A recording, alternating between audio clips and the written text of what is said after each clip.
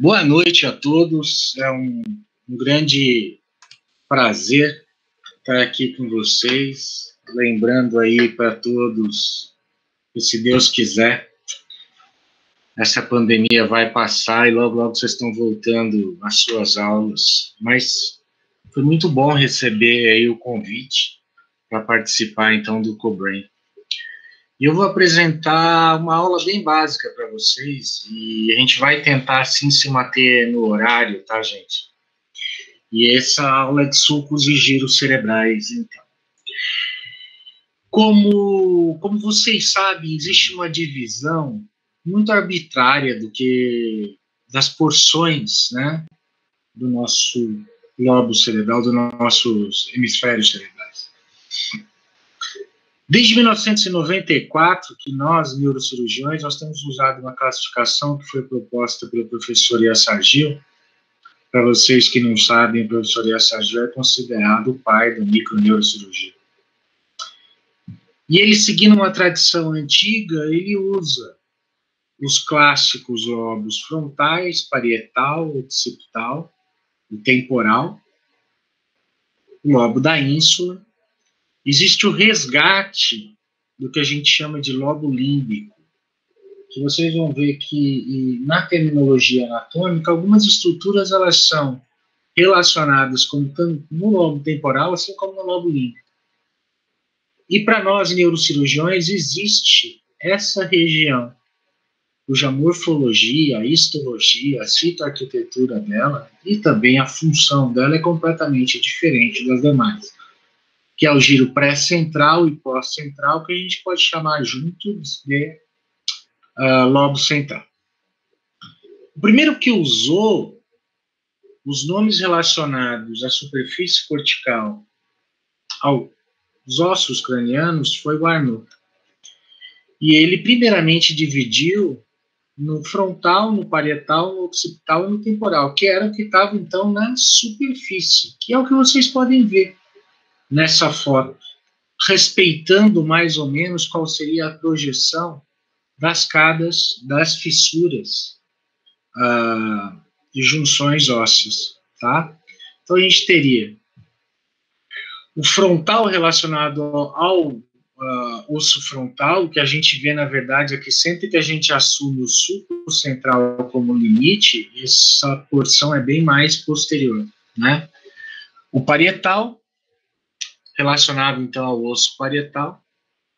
O temporal, que seria abaixo do sulco lateral da fissura silviana, que combina bastante com qual seria mais ou menos a projeção da parte escamosa do osso temporal. Já as porções occipitais, e principalmente a divisão do que seria o temporal com o occipital, isso é um pouquinho mais difícil da gente seguir pelas estruturas ósseas. Outros que trabalharam muito, principalmente com essa nomenclatura da superfície, foi o Broca e o Gratiolet. Como vocês sabem, principalmente o Broca relacionando então com a funcionabilidade da linguagem, principalmente no hemisfério esquerdo. Eu já discuti com vocês, vou passar isso aqui rapidinho, tá? Vamos só lembrar aqui que a ínsula foi considerada como um lobo cerebral pelos anatomistas só em 1975. O resgate, então, do que a gente chama de grande lobo límbico de Broca se deu só em 1998. E, para nós, que seguimos a obra do professor Iyasargil, desde 94 a gente se refere a essa região como lobo central. Essas divisões são extremamente arbitrárias, vale a pena sempre voltar a isso para vocês. Não existe uma real divisão do cérebro em frontal, em parietal. Isso serve, sim, de maneira didática para a gente tentar se situar, principalmente para nós cirurgiões, mas o conhecimento de cada uma dessas unidades, por exemplo, de todas as nuances do giro frontal superior, na sua face lateral e na sua face que a gente chama de sulcal, são extremamente importantes para quem quer fazer a neurocirurgia. Quando a gente remove, então, o córtex, é que fica mais difícil ainda você ver quais são esses limites, esses parâmetros. E aí sim a gente vê o contínuo da substância que é o parênquima cerebral. tanto a substância branca quanto a substância cinzenta cerebral. Embora essa parte, a parte lateral do cérebro, o telencéfalo, seja a parte onde a gente tem o maior variações, quanto mais novo é a parte do sistema nervoso central, maiores as variações a gente vai ver. Mas existe um padrão geral. Esse padrão, primeiramente, pode ser dado pelo arranjo que a gente tem na superfície lateral do cérebro, cujos sulcos todos tendem a se dirigir para a matriz, a chamada matriz germinativa, que é aquela que está em volta dos ventrículos. Então, a gente vai ver que todos os sulcos da parede lateral, ou da face látero-inferior do cérebro, ou da chamada face neocortical, elas se dirigem, então, para a cavidade ventricular mais próxima. Já na superfície mais antiga, o que é chamado de arquicórtex e paleocórtex, existe um arranjo como se fosse um anel ao redor do diencéfalo. Se a gente for ver, então, a superfície lateral, embora seja grandes variações, nós vamos ver que existe sempre um padrão que é dado pelo sulco central e pelo sulco central e pelo sulco lateral. E esse padrão será de 3 giros frontais, o superior, médio e inferior, 2 giros verticalizados, o pré-central e o pós-central. De novo, 2 giros horizontalizados, ou 2 regiões horizontalizadas no parietal, que é dado pelo sulco intraparietal, que seria a superior e a inferior. Um padrão de 3 giros temporais, e a grande variação que a gente encontra na superfície lateral está relacionada, então, ao occipital, onde você pode ter um padrão de 2 ou 3 giros. Já na superfície ínfero-medial, existe um padrão ao redor, então, do diencéfalo, que é dado pelos sulcos ao redor do corpo caloso. Existe um anel. Esse anel primeiro central, que é chamado de anel límbico, é formado na superfície pelo giro do símbolo e pelo giro paripocampal. Então, esse é o chamado lobo límbico, que é separado por um sulco chamado sulco complexo, ou sulco límbico. Nós vamos ver que vai ser formado pelo sulco do giro do símbolo, o chamado sulco subparietal, a porção anterior da fissura calcarina e o chamado sulco colateral. Em conjunto, nós referimos a esses sulcos como giro complexo límbico. Vamos ver, então, na superfície lateral, os 2 sulcos pelos quais a gente começa a construir o padrão geral. E esses 2 sulcos são sempre o sulco central, que sempre é contínuo, que se estende, na grande maioria das vezes, da fissura interhemisférica e pode ou não atingir o sulco lateral. O sulco central, bastante profundo. E o sulco lateral do cérebro, que também é chamado, então, de fissura silviana. Esse sulco, que também é um sulco bastante complexo, que tem uma porção anterior, ou basal, ou esfenoidal, e uma porção lateral. Essa porção lateral, ela se inicia no chamado ponto silviano, um ponto cisternal. Cisterna é quando o espaço subaracnoideu, ele se aumenta. Então, aqui nós temos um ponto cisternal, que é chamado ponto silviano, anterior. Neste ponto, a fissura silviana, ela se divide em 3 ramos, um chamado ramo horizontal, um ramo ascendente e um ramo posterior. Esses ramos vão depois fazer uma divisão, principalmente na cara inferior, ou no giro inferior frontal, o giro frontal inferior. Vamos começar agora a ver o nosso frontal. Então, frontal. O frontal superior é separado pelo sulco frontal superior, sulco esse que ele pode ser até bastante profundo, mas ele costuma ser interrompido. E ele se junta até o braço superior, ou porção superior, do sulco pré-central. Eles terminam num T, sempre. Sempre existe essa comunicação do sulco frontal superior com o sulco, ou com o ramo superior do pré-central. E ele delimita, então, o giro frontal superior, que tem uma face superior, assim como também tem uma face medial. Algumas vezes ele é chamado de sulco frontal medial. O sulco frontal medial ele é separado do sulco do cíngulo pelo chamado giro do sulco do cíngulo. Sulco do giro do cíngulo. Esse sulco do giro do cíngulo que tem, então, uma rama marginal que chega até a linha média, e é muito importante para a gente achar qual é o sulco central, porque nós sabemos que o primeiro sulco na frente da rama marginal do sulco do giro do cíngulo é o sulco central. E uma rama chamada de rama paracentral. Essas duas ramas do sulco do giro do cíngulo, elas vão delimitar a chamada área paracentral, relacionada então com a motilidade do membro inferior. O sulco central, ele vai ter alguns acidentes, ele é sempre contínuo, como eu disse para vocês. Já o pré-central na frente dele, ele é sempre descontínuo. Ele tem uma rama superior, que se comunica com o sulco frontal superior, e tem uma rama inferior, que se comunica com o sulco frontal inferior. O frontal superior e o inferior, eles delimitam o maior giro do lobo frontal, que é o chamado giro frontal médio, que algumas vezes também pode ter um sulco acessório, que é o chamado sulco intermédio, que ele costuma ser não muito profundo. O sulco frontal inferior, ele delimita, junto com a rama inferior do pré-central, o nosso giro frontal inferior. Esse giro frontal inferior, ele é contínuo com o pré-central. As divisões do sulco lateral, em rama horizontal e ascendente, vão dividir o giro frontal inferior em 3 porções, ou pars. A chamada pars orbitalis, porque ela vai ser contínua com a porção orbital do lobo frontal. A chamada pars triangulares, que é uma parte mais retraída do giro frontal inferior e que tem esse aspecto triangular dado pelo ramo horizontal e ramo ascendente. E a chamada porção opercular, que é contínua com o pré-central.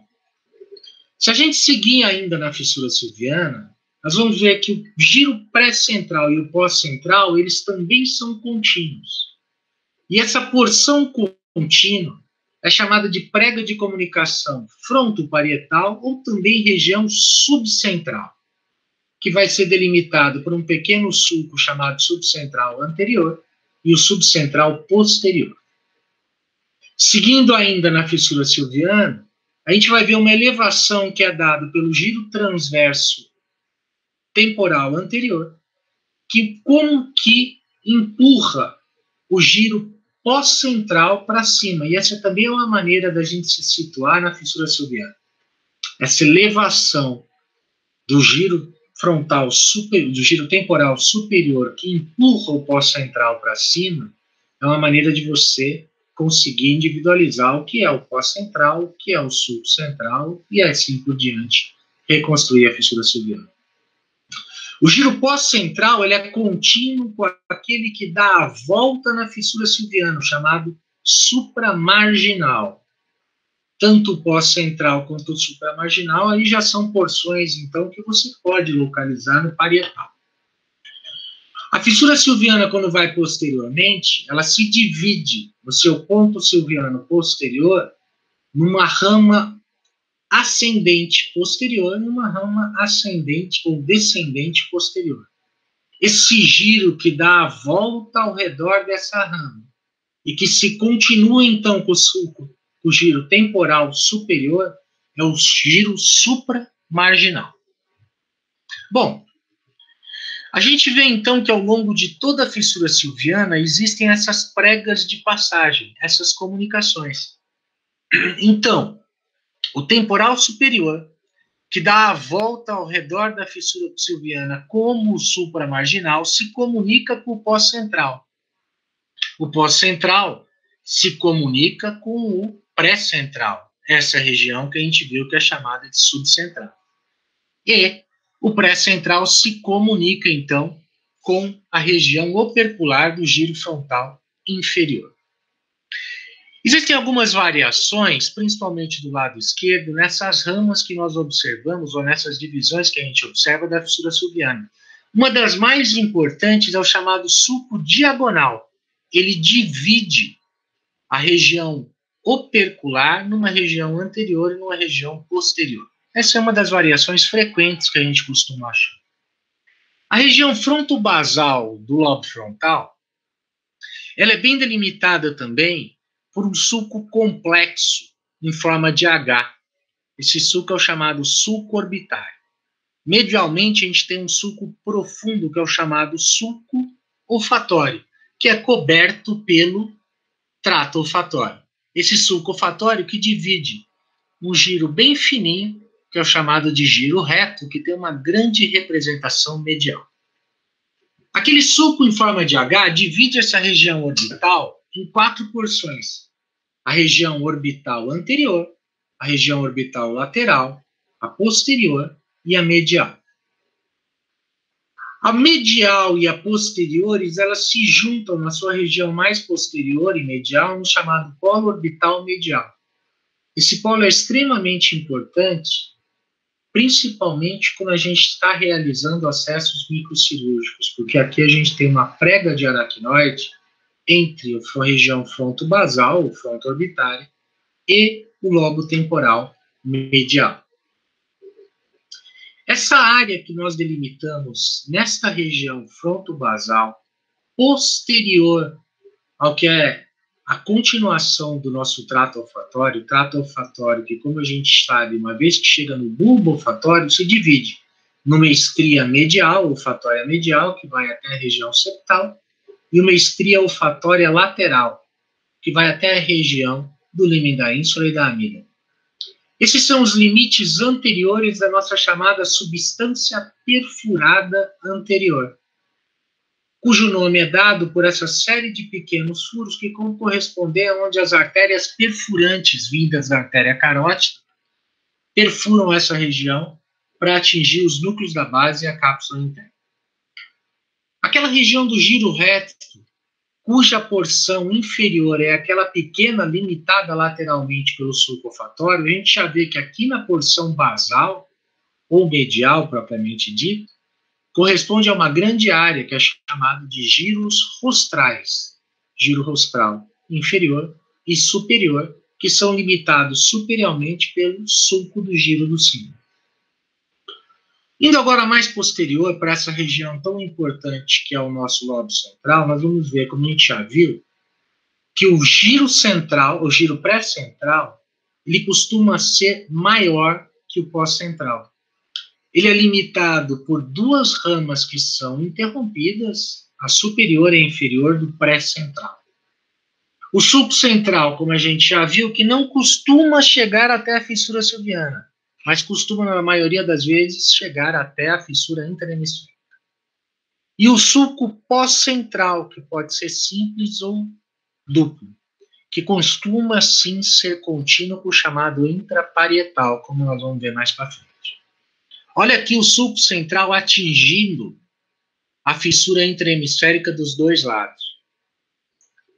E a gente sabe que uma vez que ele atinge a fissura intrahemisférica, o primeiro ramo mais posterior é o ramo supramarginal do giro do cínco. Ou, desculpa, ramo marginal do sulco do giro do cínco. O pré-central tem sempre 3 comunicações também, com o frontal superior, com o frontal médio e com o frontal inferior. Sempre ele vai ter esses 3 braços. O pós-central geralmente é comunicado na porção mais superior, com o lóbulo parietal superior, e inferiormente com o giro supramarginal. Aqui a gente vê o pós-central se continuando como intraparietal. O sulco intraparietal, que é o que vai dividir o lóbulo parietal em 2 porções.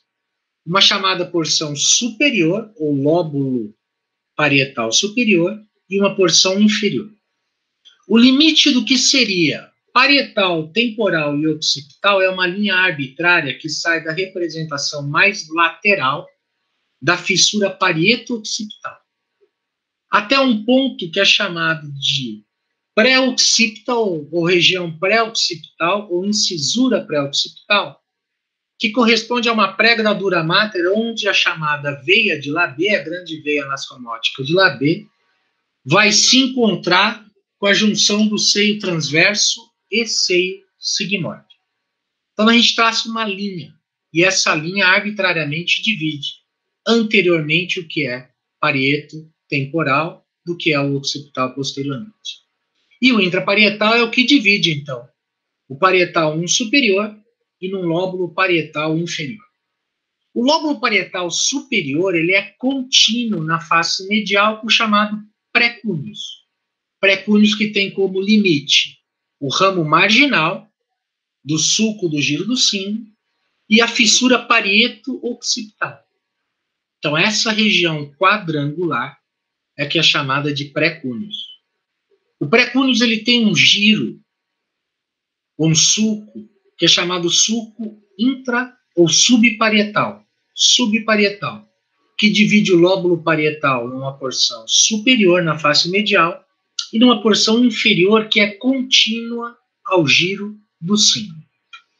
A fissura parieto-occipital na face medial divide o pré-cúneus, essa região triangular, na nossa região quadrangular do pré-cúneus. Olha aqui o intraparietal saindo do pós-central e que às vezes pode se continuar ao longo do occipital como giro occipital superior ou intra-occipital. O lóbulo parietal inferior ele vai ser formado por dois giros, um que dá a volta na fissura silviana e é contínuo com o pós-central e com o temporal superior. Está aqui o nosso supramarginal. E um outro giro, que é chamado de giro angular, que dá a volta na projeção mais posterior do giro ou do sulco temporal superior. Sulco temporal superior, que ele costuma ser mais posterior do que a própria fissura silviana. Então, essa região angular é que dá a volta, se aninha na porção mais posterior do sulco temporal superior.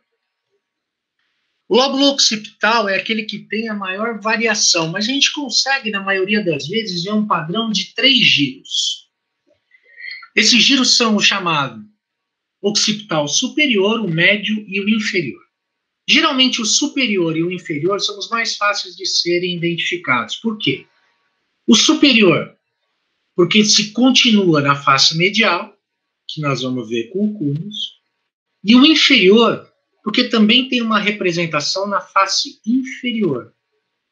Ele é separado de um outro giro que ocupa a base da cavidade ventricular, que tem o aspecto de um fuso, que é chamado de giro fusiforme, pelo um sulco descontínuo, que é chamado sulco temporo-occipital lateral. Separa, então, o fusiforme do occipital inferior, face inferior. Já o occipital superior, na face medial, ele é contínuo com o cúneus, com essa porção triangular. Essa porção triangular que tem como limite anterior, como vocês sabem, a fissura parieto-occipital e como limite inferior, a porção posterior da fissura calcarina. Fissura calcarina que é dividida pela fissura parieto-occipital numa porção anterior, que vai estar relacionada ao lobo límbico, e uma porção posterior. Essa porção posterior, sim, está relacionada à visão. Olha aqui novamente o nosso cúneus, a fissura calcarina, dividida numa porção anterior, relacionada ao lobo límbico, e uma porção posterior, relacionada à fissura calcarina. A visão relacionada principalmente aos campos parietais estão, então, aqui na porção mais superior. Já a nível inferior da fissura calcarina, nós temos esse outro giro que tem o formato de uma língua. Por isso é chamado de giro lingual. Giro lingual que tem uma porção inferior, que se continua com o paro hipocampal, e uma porção posterior, que realmente está, então, relacionada com os lábios da fissura calcarina.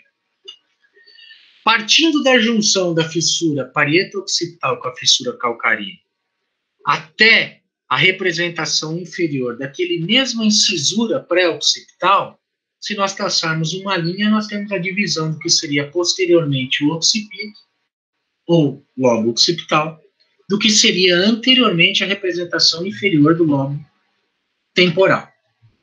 O lobo temporal, que vai ser constituído nessa face inferior, na porção mais posterior do giro lingual, na sua porção média anterior do giro fusiforme, e na cara mais inferior, com também uma representação na superfície lateral, do giro temporal inferior.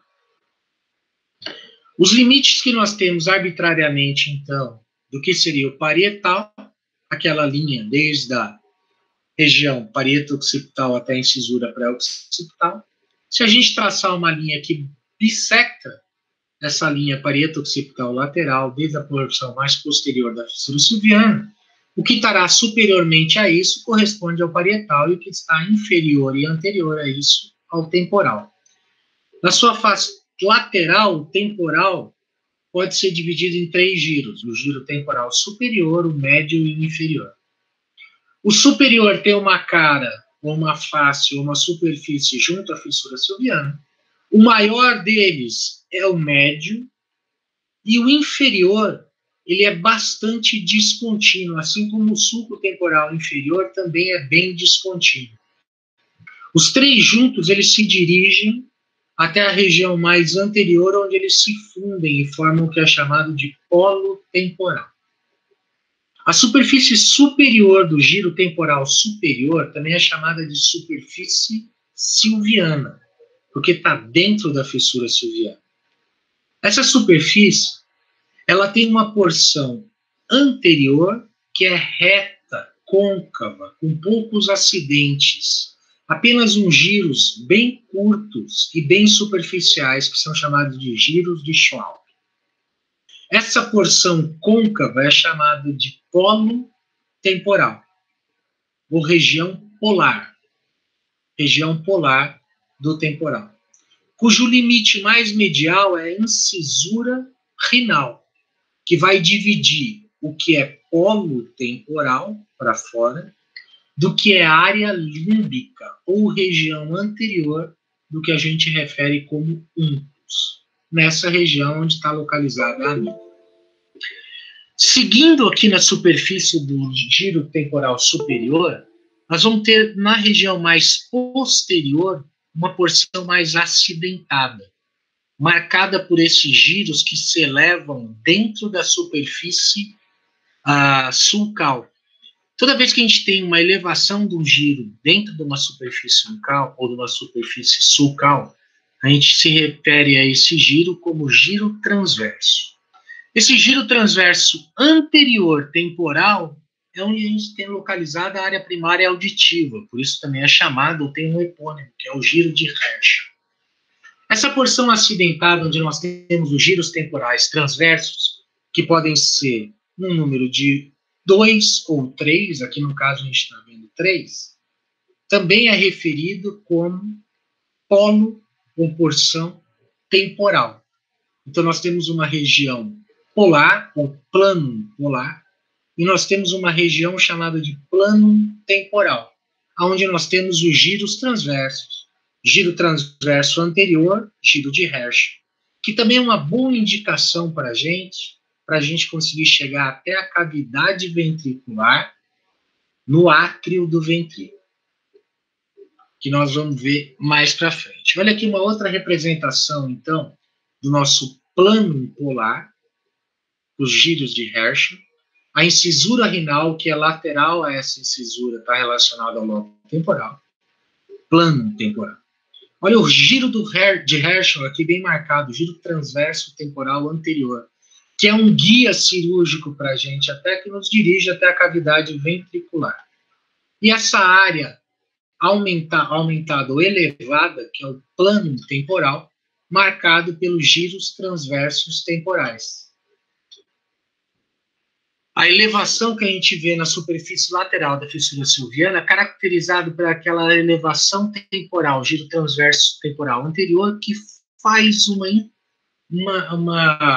indentação sobre a porção inferior do giro pós-central. Isso é uma maneira que muitas vezes a gente utiliza para nos guiar, saber onde nós estamos localizados com a fissura silviana. Na porção inferior do lobo temporal, nós vamos ter um sulco bastante profundo, que é o chamado sulco colateral. Esse sulco ele pode ou não se dirigir até a região da incisura renal. Quando ele não é contínuo, nós referimos a ele como sulco renal. Aqui nesse caso, vocês veem, então, o sulco renal não contínuo com o sulco temporal, ou sulco colateral, ou também chamado sulco parieto-occipital, temporo-occipital, medial. Porque nós temos aquele que é descontínuo, o temporo-occipital lateral, que separa esse giro fusiforme do giro temporal inferior, anteriormente, e do giro occipital inferior, posteriormente. O sulco colateral, ele vai fazer uma projeção para dentro da cavidade ventricular. Essa projeção vai ser chamada de eminência colateral. Ao redor, então, como eu disse para vocês, do diencéfalo, nós temos um outro conjunto, uma outra superfície de fitas, de córtex, que é uma porção mais antiga do cérebro, que é o chamado arquicórtex ou paleocórtex. Juntos, na verdade, eles vão formar essa superfície. Essa superfície que está bastante ligada ao próprio diencéfalo e ao hipotálamo. Essa é a superfície límbica cortical, que na superfície nós temos a representação do giro do cíngulo que dá a volta desde a região basal do corpo caloso, ou chamada área subcalosa, ao redor da fissura silviana, ao redor do corpo caloso, para que na região mais posterior do corpo caloso, que a gente chama de esplênico, ele se afinar, e por isso a gente chama de istmo do cíngulo. Quando ele se afina, ele recebe o giro lingual. Neste momento onde os dois se unem, nós temos então a formação do giro parahipocampal. Giro parahipocampal que se dirige anteriormente e depois se dobra superiormente sobre si mesmo e posteriormente, e forma esse gancho. Gancho esse que é referido como uncus.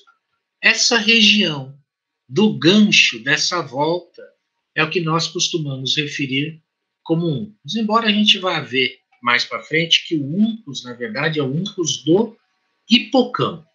Hipocampo que está localizado no interior aqui dessa formação, que é o giro parahipocampal.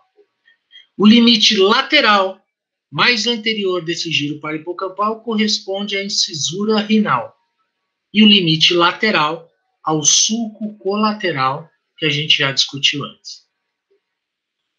Vamos olhar essa região subcalosa. Corpo caloso, como vocês sabem, é o grande feixe de associação, é a grande comissura entre os dois hemisférios. Ele tem uma região que é do corpo, que eu estou mostrando aqui em cima. Nós temos uma região mais anterior que corresponde ao joelho, E o Pedro está me avisando aqui que nosso tempo acabou. Isso realmente a gente às vezes não consegue manter tudo dentro, mas deixa eu passar rapidinho para vocês. Todos esses detalhes aqui a gente vai poder passar. Eu só gostaria de mostrar para vocês aquela região que corresponde, então, ao giro parahipocampal, e a gente ia começar a falar, então, daquele que faltou, que seria o nosso lobo límbico. Mas esse é o giro parahipocampal isolado, e dentro do giro parahipocampal isolado, nós temos as duas principais estruturas do sistema límbico. E essa estrutura que se dobra sobre si mesma é o hipocampo. E a amígdala está localizada mais anteriormente. Gente, uma das coisas que a gente não pode é passar muito do nosso tempo para ficar falando sobre sulcos e giros cerebrais. A gente poderia dar vários e vários e vários detalhes para vocês, tá? Mas eu quero me ater aí a nossa meia hora. Agradeço a oportunidade de estar aí com vocês e vou estar à disposição se precisar discutir alguma coisa. Não sei se vocês estão fazendo perguntas ou não diretamente. Doutor Paulo, quero agradecer a sua disponibilidade. Peço desculpa em interromper o senhor aí, mas nosso tempo, infelizmente, acabou. Parabéns pela aula sensacional, as imagens muito ilustrativas. Acredito que a gente pode tirar um bom proveito disso. Muito obrigado. Obrigado a vocês.